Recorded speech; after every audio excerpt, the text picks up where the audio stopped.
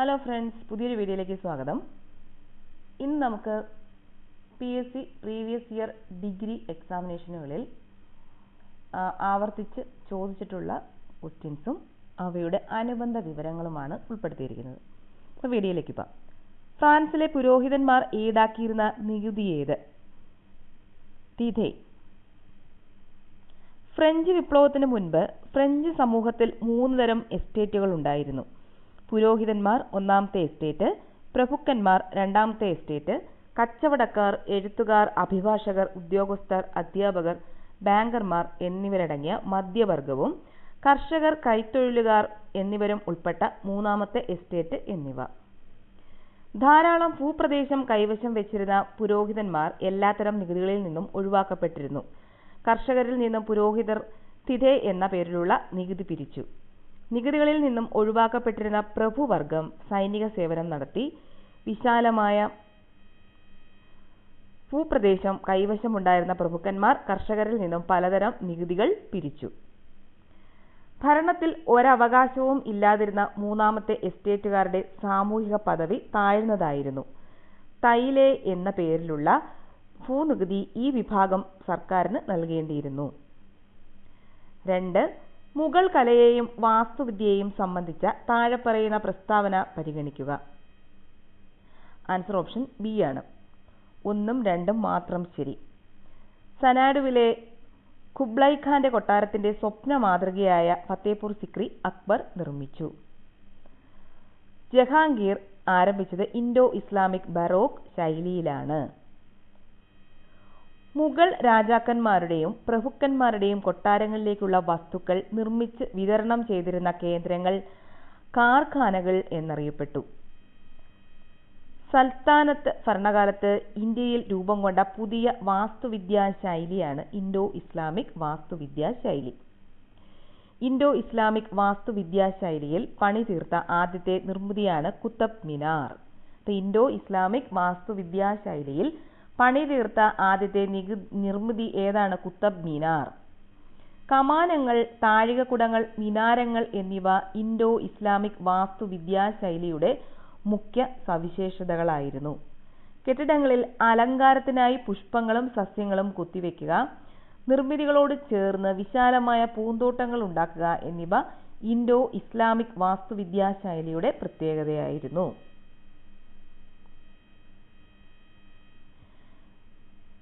Indo Islamic ശൈലി കൂടുതൽ പ്രചാരം നേടിയത് മുഗൾ ഭരണകാലത്താണ്. ഡൽഹിയിലെ ഹുമയൂണിന്റെ ശവകുടീരം ഇൻഡോ ഇസ്ലാമിക് ശൈലിയിൽ നിർമ്മിച്ചതാണ്. താജ്മഹലിന്റെ നിർമ്മാണത്തിന് മാതൃകയാക്കിയത് ഹുമയൂണിന്റെ ശവകുടീരത്തെയാണ്. ഇൻഡോ ഇസ്ലാമിക് ശൈലിയുടെ ഏറ്റവും മികച്ച ഉദാഹരണമായ നിർമ്മിതിയാണ് താജ്മഹൽ. 3. യുനെസ്കോയുടെ പൈതൃക പട്ടികയിൽ ഉൾപ്പെടുത്തിയിട്ടുള്ള 2 കേരളീയ ദൃശ്യകലകൾ.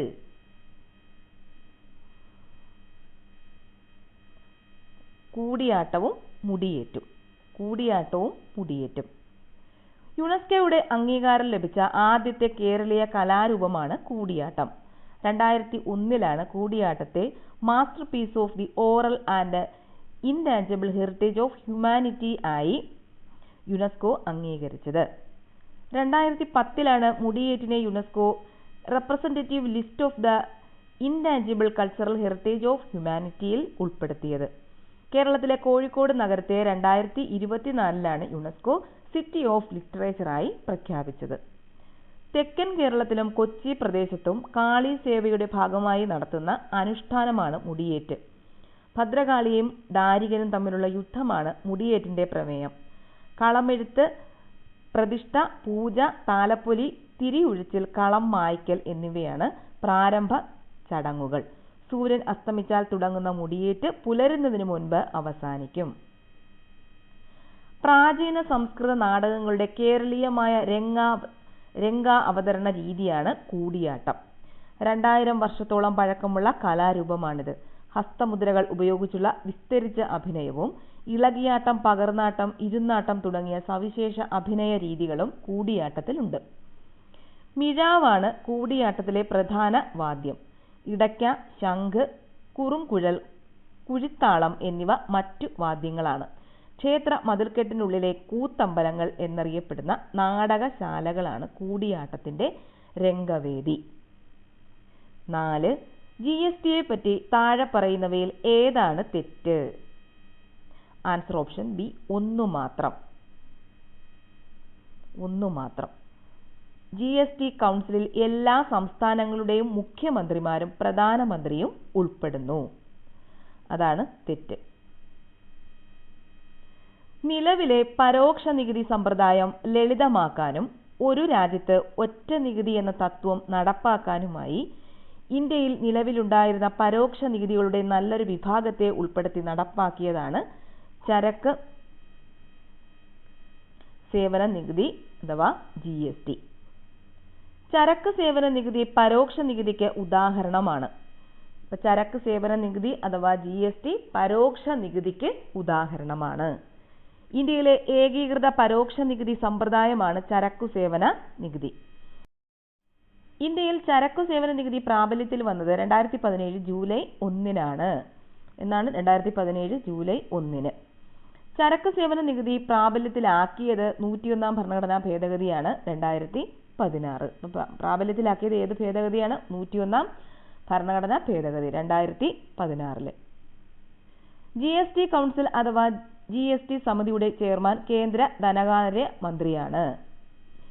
GST സമിതിയിലെ മറ്റംഗങ്ങൾ സംസ്ഥാന ചുമതലയുള്ള കേന്ദ്ര ധനകാര്യ സഹമന്ത്രി, സംസ്ഥാനങ്ങളിലെ ധനകാര്യ മന്ത്രിമാർ. GST നികുതി നിരക്കുകൾ നിശ്ചയിക്കുന്നതുമായി ബന്ധപ്പെട്ട ശുപാർശകൾ നൽകുന്നത് GST സമിതിയാണ്. GST പരിധിയിൽ വരുത്തേണ്ടതും ഒഴിവാക്കേണ്ടതുമായ ചരക്കുകളും സേവനങ്ങളും ശുപാർശ ചെയ്യുന്നതും GST സമിതിയാണ്. GSTയിൽ ലയിപ്പിക്കേണ്ട നികുതികൾ, സെസ്സുകൾ, സർചാർജുകൾ എന്നിവയെപ്പറ്റി ശുപാർശ നൽകേണ്ടത് GST സമിതിയാണ്. താഴെ പറയുന്ന ഇനങ്ങളിൽ ഏതാണ് 7-ാം ഷെഡ്യൂളിന്റെ കൺകറന്റ് ലിസ്റ്റിലുള്ളത്? ആൻസർ ഓപ്ഷൻ ഡി, സാമൂഹിക സുരക്ഷയും സാമൂഹിക ഇൻഷുറൻസും. അധികാര വിഭജനവുമായി ബന്ധപ്പെട്ടിട്ടുള്ള 3 ലിസ്റ്റുകളെ ഉൾക്കൊള്ളുന്നതാണ് ഭരണഘടനയുടെ പട്ടിക ഷെഡ്യൂൾ 7.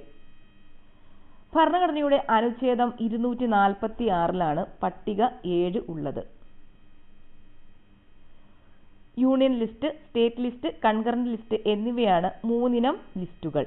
യൂണിയൻ സ്റ്റേറ്റ് ലിസ്റ്റുകൾക്ക് ഇന്ത്യൻ ഭരണഘടന കനേഡിയൻ സമ്പ്രദായമാണ് മാതൃകയാക്കിയിരിക്കുന്നത്. കൺകറന്റ് ലിസ്റ്റിന്റെ കാര്യത്തിൽ ഓസ്ട്രേലിയൻ ഭരണഘടനാ രീതിയാണ് ഇന്ത്യ ഉൾക്കൊണ്ടിരിക്കുന്നത്. കൺകറന്റ് ലിസ്റ്റിൽ ഉൾപ്പെടുന്ന വിഷയങ്ങളിൽ നിയമമുണ്ടാക്കാൻ പാർലമെന്റിനും സംസ്ഥാന നിയമനിർമ്മാണ സഭകൾക്കും അധികാരമുണ്ട്. കൺകറന്റ് ലിസ്റ്റിലെ വിഷയങ്ങളിൽ പാർലമെന്റ് നിയമം പാസാക്കാത്ത പക്ഷം സംസ്ഥാനങ്ങൾക്ക് അവയിൽ നിയമം ഉണ്ടാക്കാവുന്നതാണ്. എന്നാൽ ഇതേ വിഷയത്തിൽ പാർലമെന്റ് നിയമം പാസാക്കിയാൽ സംസ്ഥാനങ്ങൾക്കും ആ നിയമം ബാധകമാകും. കൺകറന്റ് ലിസ്റ്റിലെ പ്രധാന ഇനങ്ങൾ ഏതൊക്കെയാണ്?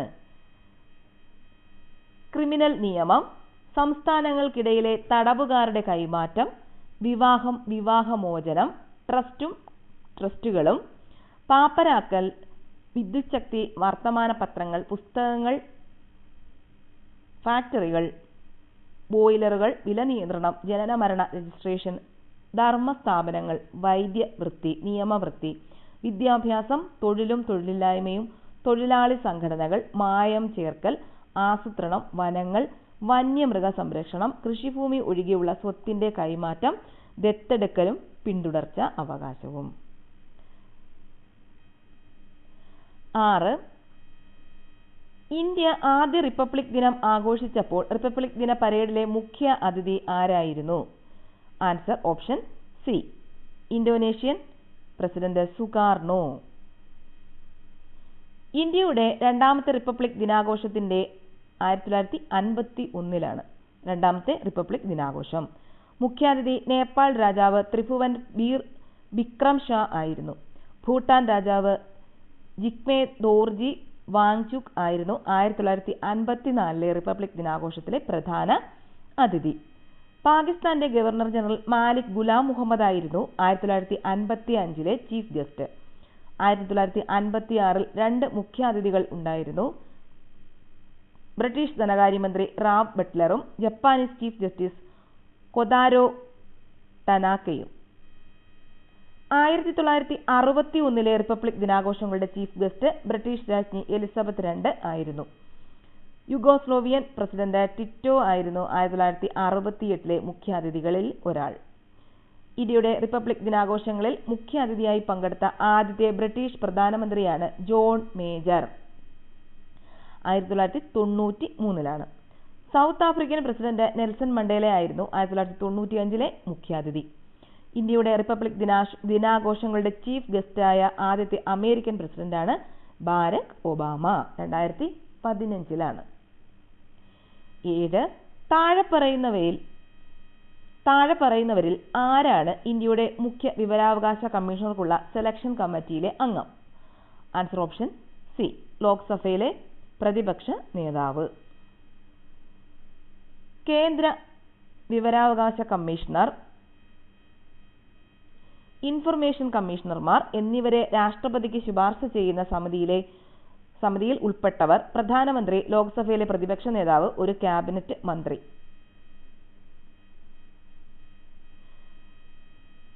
കേന്ദ്ര മുഖ്യ വിവരാവകാശ കമ്മീഷണർ,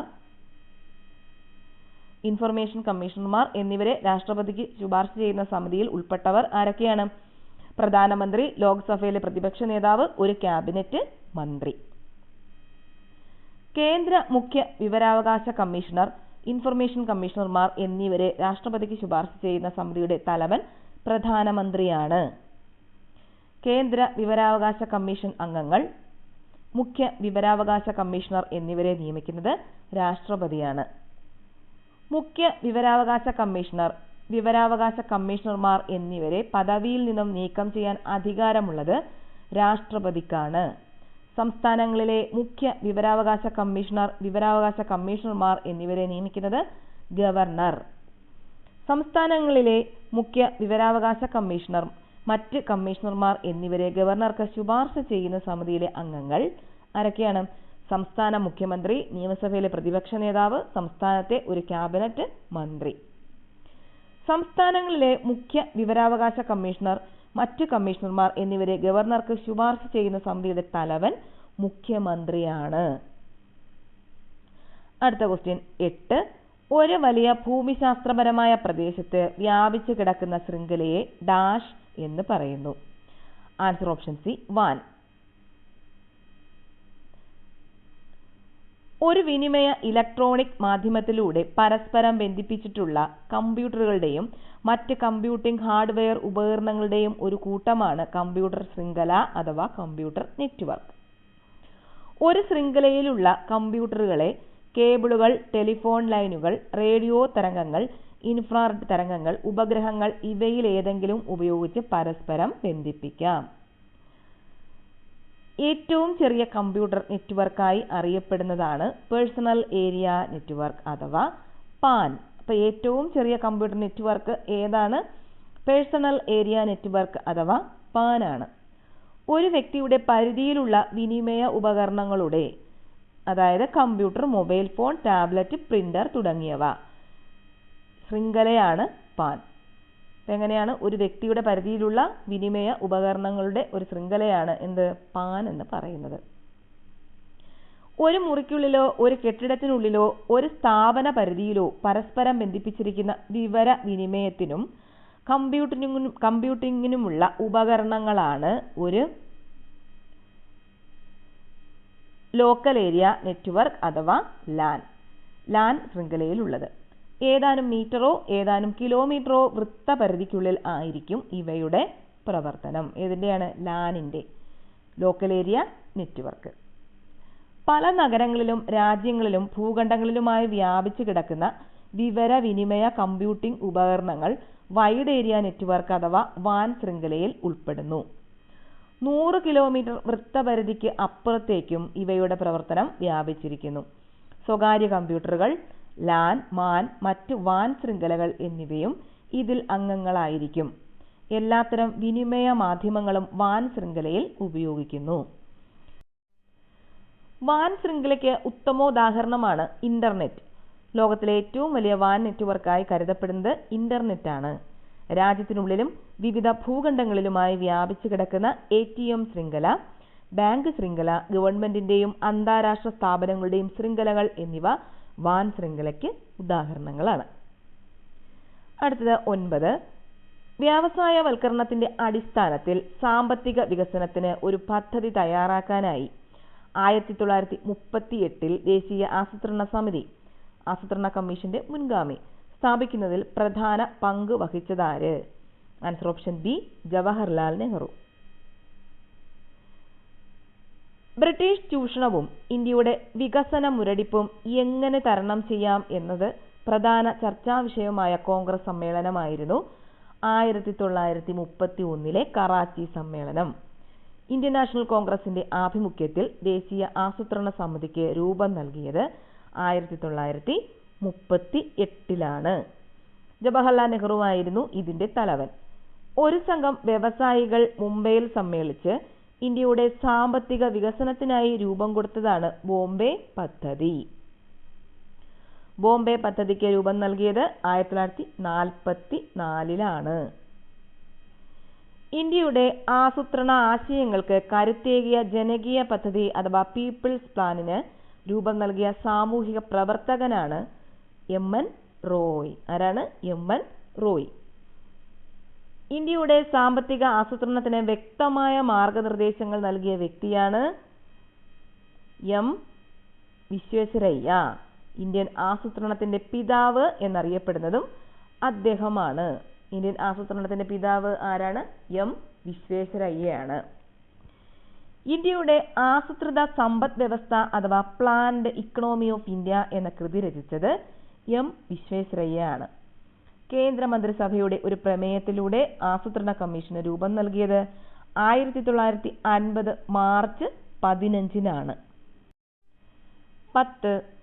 സൗരഭൗമ വ്യവസ്ഥയുടെ ലഗ്രാഞ്ച് പോയിന്റ് 1 L1 ദൂരം എത്രയാണ്? ആൻസർ ഓപ്ഷൻ എ, ഭൂമിയിൽ നിന്നും 1.5 ദശലക്ഷം കിലോമീറ്റർ. 2 ആകാശഗോളങ്ങൾക്കിടയിൽ ഗുരുത്വാകർഷണ ബലം തുല്യമാകുന്നത് മൂലം ചെറിയ വസ്തുക്കൾക്ക് അവയെ ചുറ്റി സഞ്ചരിക്കാൻ സാധിക്കുന്ന ഇടങ്ങളെയാണ് ലഗ്രാഞ്ച് പോയിന്റ്സ് എന്ന് പറയുന്നത്. ഭൂമിക്കും സൂര്യനുമിടയിൽ 5 ലഗ്രാഞ്ച് പോയിന്റുകളാണുള്ളത്. സൂര്യന്റെ എത്രയാണ്? ഭൂമിക്കും സൂര്യനുമിടയിൽ എത്ര ലഗ്രാഞ്ച് പോയിന്റുകളുണ്ട്? 5. സൂര്യന്റെ ദൃശ്യം തടസ്സം കൂടാതെ ലഭിക്കുന്ന ഇടങ്ങളാണ് ഭൂമിയിൽ നിന്നും 1.5 ദശലക്ഷം കിലോമീറ്റർ അകലെയുള്ള ലഗ്രാഞ്ച് 1 അഥവാ L1 പോയിന്റ്. ഇന്ത്യയുടെ സൗര പരിവേഷണ ദൗത്യമായ ആദിത്യ L1 ലഗ്രാഞ്ച് 1 പോയിന്റിലാണ് ഉള്ളത്. 2023 സെപ്റ്റംബർ 2 PSLV C-57 വിക്ഷേപണ വാഹനത്തിലാണ് ദൗത്യത്തെ ഭ്രമണപഥത്തിൽ എത്തിച്ചത്. സൂര്യന്റെ അന്തരീക്ഷത്തെ പഠിക്കലാണ് ആദിത്യ L1 ദൗത്യത്തിന്റെ പ്രധാന ലക്ഷ്യം. അടുത്തത് 11. ഏകദിന ക്രിക്കറ്റിൽ സച്ചിൻ ടെണ്ടുൽക്കർ എത്ര റൺസ് നേടി? Answer option D, 18,426. 49 സെഞ്ചുറികളും 96 അർദ്ധ സെഞ്ചുറികളും ഉൾപ്പെടെയാണ് സച്ചിൻ ടെണ്ടുൽക്കർ അന്താരാഷ്ട്ര ഏകദിന ക്രിക്കറ്റിൽ 18,426 റൺസുകൾ നേടിയത്. 51 സെഞ്ചുറികളും 68 അർദ്ധ സെഞ്ചുറികളും ഉൾപ്പെടെ 15,921 റൺസാണ് അദ്ദേഹം അന്താരാഷ്ട്ര ടെസ്റ്റ് ക്രിക്കറ്റിൽ നേടിയിട്ടുള്ളത്. ടെസ്റ്റ് ക്രിക്കറ്റിൽ 1989 പാകിസ്ഥാനെതിരെയായിരുന്നു സച്ചിന്റെ അരങ്ങേറ്റം. അദ്ദേഹത്തിന്റെ അവസാനത്തെ ടെസ്റ്റ് മത്സരം 2013 വെസ്റ്റ് ഇൻഡീസിനെതിരെയായിരുന്നു. അപ്പോൾ സച്ചിന്റെ അവസാനത്തെ ടെസ്റ്റ് മത്സരം എന്നായിരുന്നു? 2013 വെസ്റ്റ് ഇൻഡീസിനെതിരെയായിരുന്നു. അന്താരാഷ്ട്ര ഏകദിന ക്രിക്കറ്റിൽ സച്ചിന്റെ അരങ്ങേറ്റം 1989 പാകിസ്ഥാനെതിരെയായിരുന്നു. അദ്ദേഹത്തിന്റെ അവസാന ഏകദിന മത്സരം 2012 പാകിസ്ഥാനെതിരെ തന്നെയായിരുന്നു. അന്താരാഷ്ട്ര ക്രിക്കറ്റിൽ 100 സെഞ്ചുറികൾ തികച്ച ആദ്യത്തെ കളിക്കാരനാണ് സച്ചിൻ ടെണ്ടുൽക്കർ. നിലവിൽ ടെസ്റ്റ് ഏകദിന ക്രിക്കറ്റുകളിൽ ഏറ്റവും കൂടുതൽ റൺസുകൾ നേടിയ കളിക്കാരനും അദ്ദേഹമാണ്. ഇനി അടുത്തത് 12. ആദ്യത്തെ വയലാർ അവാർഡ് നേടിയ പുസ്തകമേത്? Answer option C, Agnisakshi. മലയാള സാഹിത്യത്തിൽ നൽകുന്ന സംഭാവനകൾ കണക്കിലെടുത്ത് നൽകുന്ന വയലാർ അവാർഡ് ഏർപ്പെടുത്തിയത് 1977 നിലവിൽ 1,00,000 രൂപയാണ് സമ്മാനത്തുക. 1977 പ്രഥമ വയലാർ പുരസ്കാരം നേടിയ അഗ്നിസാക്ഷി രചിച്ചത് ലളിതാംബിക അന്തർജനമാണ്. പി. കെ. ബാലകൃഷ്ണന്റെ ഇനി ഞാൻ ഉറങ്ങട്ടെ ആയിരുന്നു രണ്ടാമത്തെ പുരസ്കാരം നേടിയത്. വയലാർ അവാർഡ് നേടിയ മലയാറ്റൂർ രാമകൃഷ്ണന്റെ കൃതിയാണ് യന്ത്രം. തകഴിയുടെ കയർ 1980 പുരസ്കാരം നേടി. അപ്പം വയലാർ അവാർഡ് നേടിയ മലയാറ്റൂർ രാമകൃഷ്ണന്റെ കൃതി ഏതാണ്? യന്ത്രം. തകഴിയുടെ കൃതി ഏതാണ് വയലാർ അവാർഡ് നേടിയത്? കയർ. 1980 പുരസ്കാരം ലഭിച്ചത്. അശോകൻ ചരുവിലിന്റെ കാട്ടൂർ കടവ്. അശോകൻ ചരുവിലിന്റെ കാട്ടൂർ കടവ് 2024 വയലാർ അവാർഡ് നേടി. 2023 പുരസ്കാരം നേടിയത് ശ്രീകുമാരൻ തമ്പിയുടെ ജീവിതം ഒരു പെൻഡുലം പെൻഡുലം. എസ് ഹരീഷിന്റെ മീശ എന്ന നോവലാണ് 2022 വയലാർ അവാർഡ് നേടിയത്. അപ്പോൾ 2024 വയലാർ അവാർഡ് അശോകൻ ചരുവിലിന്റെ കാട്ടൂർ കടവ്, 2023 വയലാർ അവാർഡ് ശ്രീകുമാരൻ തമ്പിയുടെ ജീവിതം ഒരു പെൻഡുലം, 2022 എസ് ഹരീഷിന്റെ മീശ. ഇനി 13 കാഞ്ചന സീത എന്ന സിനിമയുടെ സംവിധായകൻ ആര്? Answer option A, G Aravindan. Rubber board ജീവനക്കാരനായി സേവനമനുഷ്ഠിച്ച ശേഷം സിനിമാ ലോകത്തേക്ക് എത്തിയ കലാകാരനാണ് ജി അരവിന്ദൻ. കാർട്ടൂണിസ്റ്റ് എന്ന നിലയിലും അദ്ദേഹം പ്രശസ്തനാണ്. അദ്ദേഹത്തിന്റെ കാർട്ടൂൺ പരമ്പരയാണ് ചെറിയ മനുഷ്യരും വലിയ ലോകവും. ചെറിയ മനുഷ്യരും വലിയ ലോകവും ആരുടെ കാർട്ടൂൺ പരമ്പരയാണ് എന്ന് ക്വസ്റ്റ്യൻ ചോദിച്ചാൽ ആരാണ്? ജി അരവിന്ദൻ. ഉത്തരായനം ആയിരുന്നു അരവിന്ദൻ സംവിധാനം ചെയ്ത ആദ്യത്തെ സിനിമ. 1974 മികച്ച സംവിധായകനുള്ള സംസ്ഥാന ചലച്ചിത്ര പുരസ്കാരം ഈ സിനിമയ്ക്ക് ലഭിച്ചു. അരവിന്ദൻ സംവിധാനം ചെയ്ത മറ്റ് പ്രധാന സിനിമകൾ കാഞ്ചന സീത, തമ്പ്, കുമ്മാട്ടി, എസ്തപ്പാൻ, പോക്കുവെയിൽ, ചിദംബരം, വാസ്തുകാര. CN ശ്രീകണ്ഠൻ നായരുടെ നാടകത്തെ ആസ്പദമാക്കി 1977 പുറത്തിറങ്ങിയ സിനിമയാണ് കാഞ്ചന സീത. ഏതാണ്? ശ്രീകണ്ഠൻ നായരുടെ ശ്രീകണ്ഠൻ നായരുടെ നാടകത്തെ ആസ്പദമാക്കി 1977 പുറത്തിറങ്ങിയ സിനിമയാണ് ഏത്? കാഞ്ചന സീത. ഈ ചിത്രത്തിലൂടെ മികച്ച സംവിധായകനുള്ള ദേശീയ പുരസ്കാരം അരവിന്ദന് ലഭിച്ചു. 14 രാഷ്ട്രീയ പാർട്ടികളുടെ പ്രവർത്തനങ്ങളുമായി ബന്ധപ്പെട്ട് താഴെ പറയുന്നവയിൽ ഏതാണ് ശരിയായത്? ആൻസർ ഓപ്ഷൻ ഡി, മുകളിൽ പറഞ്ഞവയല്ല. അതായത് സാമൂഹികവൽക്കരണത്തിന്റെയും പങ്കാളിത്തത്തിന്റെയും പ്രവർത്തനം, സംയോജനത്തിന്റെ പ്രവർത്തനം, രാഷ്ട്രീയ അധികാരം പ്രയോഗിക്കുന്നതിന്റെ പ്രവർത്തനം. ഒരു പ്രത്യയശാസ്ത്ര കാഴ്ചപ്പാടിന്റെ അടിസ്ഥാനത്തിൽ സംഘടിക്കുകയും രാഷ്ട്രീയ അധികാരം നേടാനായി നിരന്തരം പ്രവർത്തിക്കുകയും ചെയ്യുന്ന സംഘടനകളാണ് രാഷ്ട്രീയ പാർട്ടികൾ. ഗവൺമെന്റിനെയും ജനങ്ങളെയും ബന്ധിപ്പിക്കുന്ന കണ്ണിയായി പ്രവർത്തിക്കുന്ന സംഘടനകളാണ് രാഷ്ട്രീയ പാർട്ടികൾ.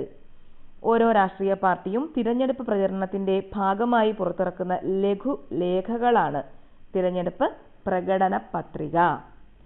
രാഷ്ട്രീയ പാർട്ടികളുടെ പ്രാദേശിക, ദേശീയ, അന്തർദേശീയ വിഷയങ്ങളിലെ നിലപാടുകളും അധികാരത്തിൽ വന്നാൽ നടപ്പാക്കാൻ ഉദ്ദേശിക്കുന്ന പരിപാടികളും പദ്ധതികളും ഉൾപ്പെടുത്തിയ രേഖയാണ് തിരഞ്ഞെടുപ്പ് പ്രകടന പത്രിക. എല്ലാ രാഷ്ട്രീയ പാർട്ടികളും രജിസ്റ്റർ ചെയ്യേണ്ടത് തിരഞ്ഞെടുപ്പ് കമ്മീഷനിലാണ്. രാഷ്ട്രീയ പാർട്ടികൾക്ക് ദേശീയ പാർട്ടി, സംസ്ഥാന പ്രാദേശിക പാർട്ടി അംഗീകാരം നൽകുന്നത് തിരഞ്ഞെടുപ്പ് കമ്മീഷനാണ്. ആരാണ്? തിരഞ്ഞെടുപ്പ് കമ്മീഷൻ. പൊതുവെ ദേശവ്യാപകമായി പ്രവർത്തിക്കുകയും ഒന്നിൽ കൂടുതൽ സംസ്ഥാനങ്ങളിൽ സ്വാധീനമുണ്ടാക്കുകയും ചെയ്യുന്നവയാണ് ദേശീയ പാർട്ടികൾ.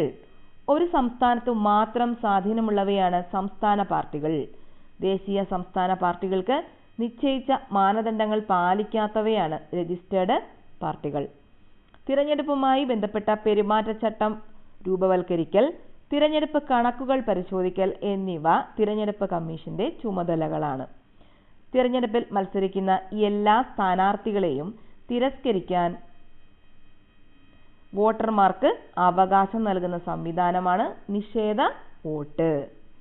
നിഷേധ വോട്ട് രേഖപ്പെടുത്താനായി ഇലക്ട്രോണിക് വോട്ടിംഗ് മെഷീനുള്ള സംവിധാനമാണ് NOTA. None of the above എന്നതാണ് മുഴുവൻ രൂപം. അപ്പം നോട്ടയുടെ ഫുൾ ഫോം എന്താണെന്ന് ചോദിച്ചാൽ എന്താണ് നൺ ഓഫ് ദി എബോ. 15 താഴെ പറയുന്നവയിൽ ഏതാണ് സിവിൽ സർവീസിന്റെ പ്രവർത്തനം അല്ലാത്തത്? ആൻസർ ഓപ്ഷൻ സി, ഗവൺമെന്റിനെതിരായ എതിർപ്പ് സമാഹരിക്കുക. രാജ്യത്ത് നിലവിലുള്ള നിയമങ്ങളും ഗവൺമെന്റിന്റെ നയപരിപാടികളും വികസന പദ്ധതികളും നടപ്പാക്കുന്നതിന് ഭൗതിക സാഹചര്യങ്ങളും മനുഷ്യവിഭവവും ഫലപ്രദമായി വിനിയോഗിക്കുന്നത് പൊതുഭരണം അഥവാ പബ്ലിക് അഡ്മിനിസ്ട്രേഷൻ എന്നറിയപ്പെടുന്നു. ഗവൺമെന്റിനെ ഭരണനിർവഹണത്തിൽ സഹായിക്കുന്നതിനും നടപ്പിലാക്കുന്നതിനുമായി രൂപം നൽകിയിട്ടുള്ള സംവിധാനമാണ് ഉദ്യോഗസ്ഥവൃന്ദം അഥവാ ബ്യൂറോക്രസി.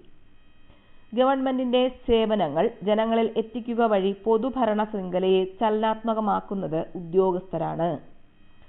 ഉദ്യോഗസ്ഥവൃന്ദത്തിന്റെ പൊതുവായ സവിശേഷതകൾ: ശ്രേണീപരമായ സംഘാടനം, സ്ഥിരത, യോഗ്യത അടിസ്ഥാനമാക്കി നിയമനം, രാഷ്ട്രീയ നിഷ്പക്ഷത, വൈദഗ്ധ്യം. രാജ്യത്തിന്റെ ഭൗതിക വിഭവങ്ങളും മനുഷ്യവിഭവശേഷിയും ശാസ്ത്രീയമായി വിനിയോഗിക്കാനുള്ള പദ്ധതികൾ തയ്യാറാക്കുകയും നടപ്പിലാക്കുകയും ചെയ്യുന്നത് ഉദ്യോഗസ്ഥ വൃന്ദമാണ്. ഏറ്റവും ഉയർന്ന തലത്തിൽ ഒരു ഉദ്യോഗസ്ഥനും താഴെത്തലങ്ങളിലേക്ക് വരുന്തോറും കൂടുതൽ ഉദ്യോഗസ്ഥരും ഉൾക്കൊള്ളുന്ന രീതിയാണ് ശ്രേണീപരമായ സംഘാടനം.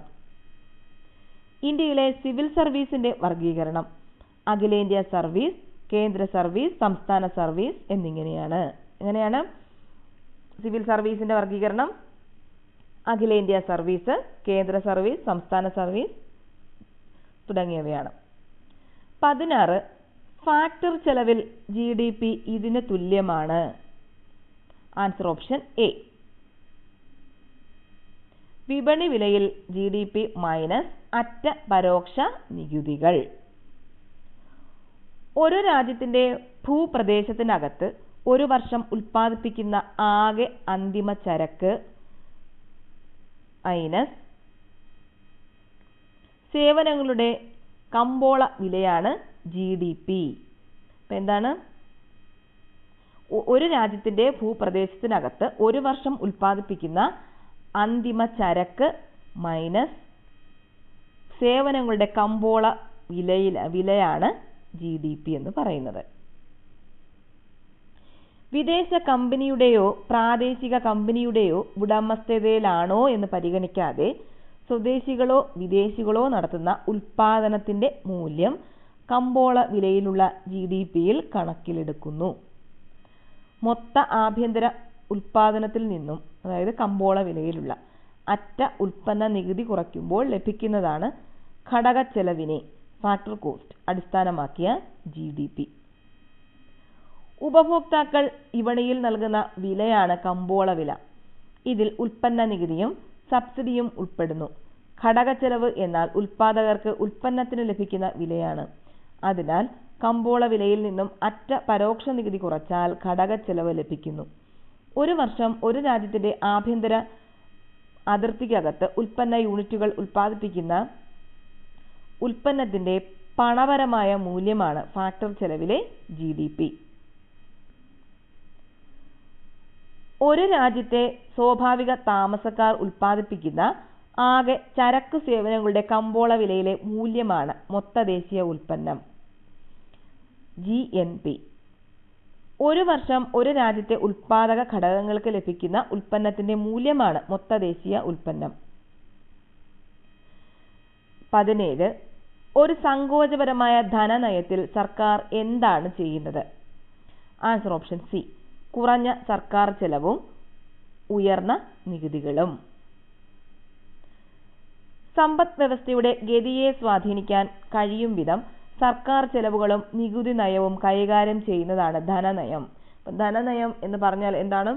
സമ്പദ് വ്യവസ്ഥയുടെ ഗതിയെ സ്വാധീനിക്കാൻ കഴിയും വിധം സർക്കാർ ചെലവുകളും നികുതി നയവും കൈകാര്യം ചെയ്യുന്നതിന് പറയുന്നതാണ് ധനനയം. സർക്കാർ നികുതികൾ വെട്ടിക്കുറയ്ക്കുന്നതും ആവശ്യമെങ്കിൽ സമ്പദ് വ്യവസ്ഥയിൽ ഉത്തേജനത്തിനായി ചെലവ് വർദ്ധിപ്പിക്കുന്നതും ധനനയത്തിന്റെ ഉദാഹരണങ്ങളാണ്. പൊതുവായി 3 തരത്തിലുള്ള ധനനയങ്ങളാണുള്ളത്: വിപുലീകരണ ധനനയം, സങ്കോചപരമായ ധനനയം, നിഷ്പക്ഷ ധനനയം എന്നിവ. നികുതി നിരക്കുകൾ കുറയ്ക്കുന്നതും സർക്കാർ ചിലവ് വർദ്ധിപ്പിക്കുന്നതുമാണ് വിപുലീകരണ ധനനയം. എന്നാൽ നികുതി നിരക്കുകൾ ഉയരുന്നതും സർക്കാർ ചിലവുകൾ വെട്ടിക്കുറയ്ക്കുന്നതുമാണ് സങ്കോചപരമായ ധനനയം. അപ്പോൾ വിപുലീകരണ ധനനയം എന്ന് പറഞ്ഞാൽ നികുതി നിരക്കുകൾ കുറയ്ക്കുന്നു, സർക്കാർ ചെലവ് വർദ്ധിപ്പിക്കുന്നു. പിന്നെ സങ്കോചപരമായ ധനനയം എന്ന് പറഞ്ഞാൽ നികുതി നിരക്കുകൾ ഉയർന്നു, സർക്കാർ ചെലവുകൾ വെട്ടിക്കുറയ്ക്കുന്നു. രാജ്യത്തിന്റെ സമ്പദ് വ്യവസ്ഥ സന്തുലിതാവസ്ഥയിൽ ആയിരിക്കുമ്പോഴാണ് നിഷ്പക്ഷ ധനനയം സാധാരണയായി ഉപയോഗിക്കുന്നത്. 18. പാരന്റ് റോക്ക്, രൂപാന്തരപ്പെട്ട പാറ എന്നിവയെപ്പറ്റി താഴെ പറയുന്ന ജോഡികളിൽ ഏതാണ് തെറ്റായത്? ആൻസർ ഓപ്ഷൻ ബി, മണൽക്കല്ല്, സിസ്റ്റ്. രൂപപ്പെടുന്ന രീതി അനുസരിച്ച് ശിലകളെ 3 വിഭാഗങ്ങളായി തിരിക്കുന്നു: ആഗ്നേയശിലകൾ, അവസാദ ശിലകൾ, കായാന്തരിത ശിലകൾ. ഭൂമിക്കുള്ളിലെ ഉരുകിയ ദ്രാവകാവസ്ഥയിലുള്ള വസ്തു തണുത്തുറഞ്ഞ് ഖരാവസ്ഥയിലായി രൂപം കൊള്ളുന്നവയാണ് ആഗ്നേയശിലകൾ അഥവാ ഇഗ്നിയസ് റോക്സ്. അപ്പോൾ ഭൂമിക്കുള്ളിലെ ഉരുകിയ ദ്രാവകാവസ്ഥയിലുള്ള വസ്തു തണുത്തുറഞ്ഞ് ഖരാവസ്ഥയിലായി രൂപം കൊള്ളുന്നവയാണ് ഏത്? ആഗ്നേയശിലകൾ അഥവാ ഇഗ്നിയസ് റോക്സ്. ആഗ്നേയശിലകൾക്ക് ഉദാഹരണങ്ങളാണ് ഗ്രാനൈറ്റ്, ബസാൾട്ട്, ഗാബ്രോ എന്നിവ. ഏതൊക്കെയാണ് ആഗ്നേയശിലകൾക്ക് ഉദാഹരണം? Granite, basalt, gabbro. മാഗ്മ ഭൂവൽക്കത്തിൽ തന്നെ സാവധാനം തണുത്തുറയുമ്പോൾ രൂപം കൊള്ളുന്ന ആഗ്നേയശിലകളാണ് പ്ലൂട്ടോണിക് ശില. പ്ലൂട്ടോണിക് ശില എന്ന് പറഞ്ഞാൽ മാഗ്മ ഭൂവൽക്കത്തിനുള്ളിൽ തന്നെ സാവധാനം തണുത്തുറയുമ്പോൾ രൂപം കൊള്ളുന്ന ആഗ്നേയശിലയാണ് പ്ലൂട്ടോണിക് ശില. യാന്ത്രികമായി രൂപം കൊള്ളുന്ന അവസാദ ശിലകളാണ് ചുണ്ണാമ്പുകല്ല്, മണൽക്കല്ല്, ചക്കരപ്പാറ അഥവാ ഷെയിൽ. യാന്ത്രികമായിട്ട് രൂപം കൊള്ളുന്ന അവസാദ ശിലകൾ ഏതാണ്? ചുണ്ണാമ്പുകല്ല്, മണൽക്കല്ല്, ചക്കരപ്പാറ അഥവാ ഷെയിൽ. ഗ്രാനൈറ്റിന് കായാന്തരീകരണം സംഭവിച്ച് നൈസായി മാറുന്നു. ബസാൾട്ടിന് കായാന്തരീകരണം സംഭവിച്ച് ഷിറ്റ്സ് ആവുന്നു. ചുണ്ണാമ്പുകല്ലിന് കായാന്തരീകരണം സംഭവിച്ച് മാർബിൾ ആകുന്നു. കൽക്കരിക്ക് കായാന്തരീകരണം സംഭവിച്ച് ഗ്രാഫൈറ്റ് ആയിട്ട് മാറുന്നു. 19. വയനാട്ടിലെ കാടുകളിൽ 1812 കൊളോണിയൽ വിരുദ്ധ ആദിവാസി കലാപത്തിന് നേതൃത്വം നൽകിയതാര്? Answer option A, Ramanambi. ബ്രിട്ടീഷുകാരുടെ ചൂഷണത്തിനെതിരെ കേരളത്തിൽ നടന്ന ഗോത്ര കലാപമായിരുന്നു കുറിച്യ കലാപം. വയനാട്ടിലെ ഗോത്ര ജനതകളായ കുറിച്യരും കുറുമ്പരും ചേർന്നാണ് കുറിച്യ കലാപം നടത്തിയത്. 1812 നടന്ന കുറിച്യ കലാപം നയിച്ചത് രാമൻ നമ്പിയാണ്. എന്നാണ് നടന്നത് കുറിച്യ കലാപം? 1812. പലവട്ടം ആവർത്തിച്ച് ചോദിച്ചിട്ടുള്ളതാണ് കേട്ടോ. കുറിച്യ കലാപത്തിന്റെ പ്രധാന കാരണങ്ങൾ. അപ്പോൾ എന്തൊക്കെയാണ് കുറിച്യ കലാപത്തിന്റെ കാരണങ്ങൾ? ബ്രിട്ടീഷുകാർ അമിത നികുതി ചുമത്തിയത്, നികുതി പണമായി അടയ്ക്കാൻ നിർബന്ധിച്ചത്, നികുതി അടയ്ക്കാൻ കഴിയാത്തവരുടെ കൃഷിഭൂമി ബ്രിട്ടീഷുകാർ പിടിച്ചെടുത്തത്. അപ്പോൾ എന്തൊക്കെയായിരുന്നു കുറിച്യ കാരണം? ബ്രിട്ടീഷുകാർ അമിതമായിട്ട് നികുതി ചുമത്തിയത്, നികുതി പണമായി അടയ്ക്കാൻ നിർബന്ധിച്ചത്, നികുതി അടയ്ക്കാൻ കഴിയാത്തവരുടെ കൃഷിഭൂമി ബ്രിട്ടീഷുകാർ പിടിച്ചെടുത്തത്. ഇതൊക്കെയായിരുന്നു കുറിച്യ കലാപത്തിന്റെ കാരണങ്ങൾ. 1 മാസം കൂടി പിടിച്ചു നിൽക്കാൻ കലാപകാരികൾക്ക് കഴിയുമായിരുന്നെങ്കിൽ രാജ്യം അവരുടെ നിയന്ത്രണത്തിലായേനെ. കുറിച്യ കലാപത്തെപ്പറ്റി ഇപ്രകാരം അഭിപ്രായപ്പെട്ടത് തലശ്ശേരി സബ് കളക്ടർ TH ബേബറാണ്. ഒന്നാമത്തെ പഴശ്ശി വിപ്ലവം നടന്ന കാലയളവാണ് 1793-1797. ഒന്നാമത്തെ പഴശ്ശി വിപ്ലവത്തിന്റെ പ്രധാന കാരണം ബ്രിട്ടീഷുകാരുടെ തെറ്റായ നികുതി നയമായിരുന്നു. അപ്പോൾ ഒന്നാമത്തെ പഴശ്ശി വിപ്ലവത്തിന് കാരണം എന്ത് എന്ന് ചോദിച്ചാൽ എന്താണ് ആൻസർ? ബ്രിട്ടീഷുകാരുടെ തെറ്റായ നികുതി നയം. രണ്ടാമത്തെ പഴശ്ശി വിപ്ലവം നടന്ന കാലയളവ് 1800-1805. രണ്ടാമത്തെ പഴശ്ശി വിപ്ലവത്തിന്റെ അടിയന്തര കാരണം വയനാട് ബ്രിട്ടീഷുകാർ കൈവശമാക്കാൻ ശ്രമിച്ചത്. അപ്പോൾ രണ്ടാമത്തെ പഴശ്ശി വിപ്ലവത്തിന്റെ കാരണം എന്തായിരുന്നു? വയനാട് ബ്രിട്ടീഷുകാർ കൈവശമാക്കാൻ ശ്രമിച്ചതായിരുന്നു രണ്ടാമത്തെ പഴശ്ശി വിപ്ലവത്തിന്റെ കാരണം. ഇനി അടുത്തത് 20. 18-ാം നൂറ്റാണ്ടിൽ താഴെ പറയുന്ന തത്വചിന്തകരിൽ ആരാണ് ഈ പ്രസിദ്ധമായ വാക്കുകൾ പറഞ്ഞത്? മനുഷ്യൻ സ്വതന്ത്രനായി ജനിക്കുന്നു, പക്ഷേ എല്ലായിടത്തും ചങ്ങലയിലാണ്. Answer option A, Jean Jacques Rousseau. French വിപ്ലവത്തെ സ്വാധീനിച്ച പ്രധാനപ്പെട്ട 3 ചിന്തകന്മാരായിരുന്നു വോൾട്ടയർ, റൂസോ, മോണ്ടസ്ക്യൂ എന്നിവർ.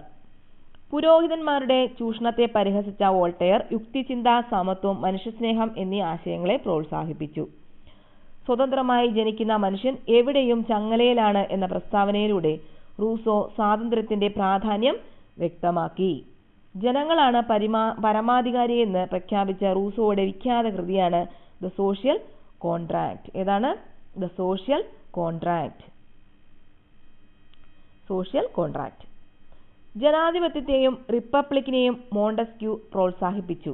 ഗവൺമെന്റിനെ നിയമനിർമ്മാണം, കാര്യനിർവഹണം, നീതിന്യായം എന്നീ വിഭാഗങ്ങളായി തിരിക്കണമെന്ന് വാദിച്ചത് അദ്ദേഹമാണ്. അപ്പം ജനാധിപത്യത്തെയും റിപ്പബ്ലിക്കിനെയും മോണ്ടസ്ക്യൂ പ്രോത്സാഹിപ്പിച്ചു. ഗവൺമെന്റിനെ നിയമനിർമ്മാണം, കാര്യനിർവഹണം, നീതിന്യായം എന്നീ വിഭാഗങ്ങളായി തിരിക്കണമെന്ന് വാദിച്ചത് ആരാണ്? മോണ്ടസ്ക്യൂ ആണ്. അപ്പോൾ ഇനി ബാക്കി ക്വസ്റ്റ്യൻ അടുത്ത ക്ലാസ്സിൽ നോക്കാം.